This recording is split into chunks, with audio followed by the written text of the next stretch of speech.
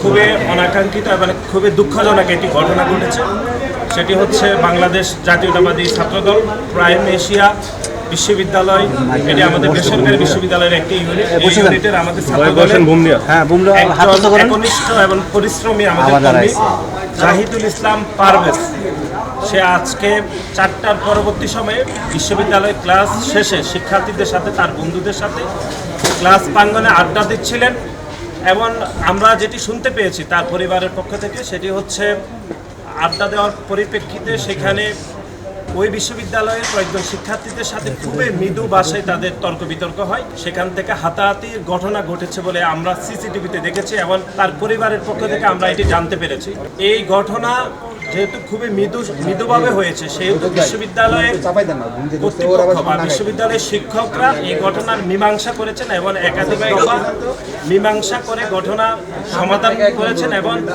দুই পক্ষের মধ্যে যেন ভুল বুঝাবুঝি না হয় সেজন্য এটি তারা অত্যন্ত শান্তিপূর্ণভাবে এটি সমাধান করেছে। অর্থাৎ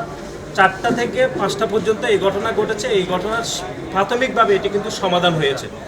কিন্তু বাংলাদেশ জাতীয়তাবাদী ছাত্রদল প্রাইম এশিয়া বিশ্ববিদ্যালয়ের কর্মী জাহিদুল ইসলাম পারভেজ যখন বিশ্ববিদ্যালয় থেকে এটি সমাধান করে বিশ্ববিদ্যালয় প্রাঙ্গণ দিয়ে যাচ্ছিলেন তখন হঠাৎ করে আমাদের পারভেজের উপর অতর্কিত হামলা করা হয় এবং উপযুক্ত পরি ছুরিকাঘাত করা হয় এবং ছুরিকাঘাত যারা করেছেন অত্যন্ত দুঃখজনকভাবে সেটি বিশ্ববিদ্যালয়ের শিক্ষার্থী যেরকম ছিলেন একটি নতুন রাজনৈতিক যে সংগঠন গঠিত হয়েছে যেটি জুলাই এবং আগস্টে গণ অভ্যুত্থানে আমরা যে সংগঠনের নেতৃত্ব গণ অভ্যুত্থানে অংশগ্রহণ করেছি বৈষম্য বিরোধী ছাত্র আন্দোলন, পরবর্তী সময়ে আপনারা দেখেছেন গণ অভ্যুত্থান পরবর্তী সময়ে সেই সংগঠন একটি রাজনৈতিক প্ল্যাটফর্মে রূপ লাভ করেছে। সেই বৈষম্য বিরোধী ছাত্র আন্দোলন বনানী শাখার কিছু উচ্ছৃঙ্খল সন্ত্রাসী সে হত্যাকাণ্ডে জড়িত ছিল। বাংলাদেশ জাতীয়তাবাদী ছাত্রদলের পক্ষ থেকে এই হত্যাকাণ্ডের আমরা নিন্দা জানাচ্ছি এবং আমরা পরিবারের পক্ষ থেকে অর্থাৎ জাহিদুল ইসলাম পারভেজের পরিবারের পক্ষ থেকে ইতিমধ্যে মামলা করা হয়েছে, মামলার এফআইআর এখন প্রস্তুত হচ্ছে। আমরা মামলায় হত্যাকাণ্ডের সাথে যারা সরাসরি যুক্ত ছিলেন তারা হচ্ছেন মেহরাজ ইসলাম, যিনি উপযুক্ত করে ছুরিকাঘাত করেছেন এবং যেটা সিসি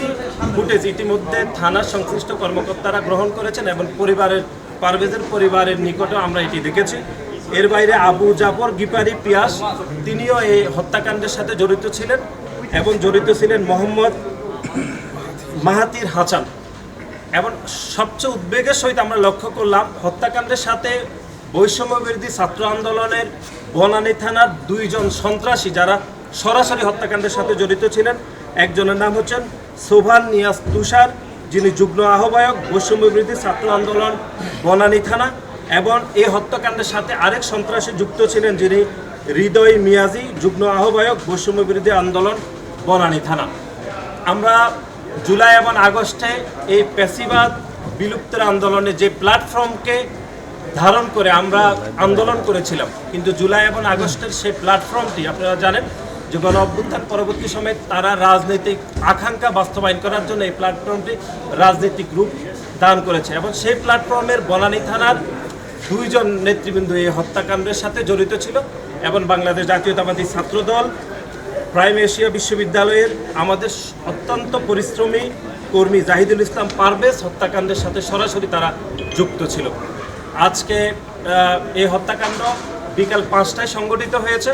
এবং আমরা শোনা মাত্রই আমরা এটি শুনেছি আসলে রাত 9টার পরে আমাদের বাংলাদেশ জাতীয়তাবাদী ছাত্রদল কেন্দ্রীয় সংসদের বিপ্লবী সভাপতি জনাব রাকিবুল ইসলাম রাকিব ঢাকা মেডিকেলে তার পরিবারের সদস্যকে নিয়ে সেখানে তিনি অবস্থান করেছেন। যে আইনের শাসন প্রতিষ্ঠা করার জন্য জুলাই এবং আগস্টে আমরা সবাই কাঁধে কাঁধ মিলিয়ে আমরা গণ অভ্যুত্থানে অংশগ্রহণ করেছিলাম, সেই গণ অভ্যুত্থানের যে প্ল্যাটফর্ম যে পতাকাকে ধারণ করে আমরা অংশগ্রহণ করেছিলাম সেই পতাকা রাজনৈতিক রূপ লাভ করে রাজনৈতিক উচ্চবিলাসের আকাঙ্ক্ষায় তারা এখন সন্ত্রাসী কাজে নিয়োজিত রয়েছে। আমরা দেখেছি 1971 সাল পরবর্তী সময়ে যেরকম শান্তি বাহিনী বাংলাদেশে বিশৃঙ্খল আচরণ করছে, ঠিক তেমনি বৈষম্য বিরোধী আন্দোলনের অনেক উচ্ছৃঙ্খল নেতাকর্মীরা সে একই ভূমিকায় অবতীর্ণ হয়েছে।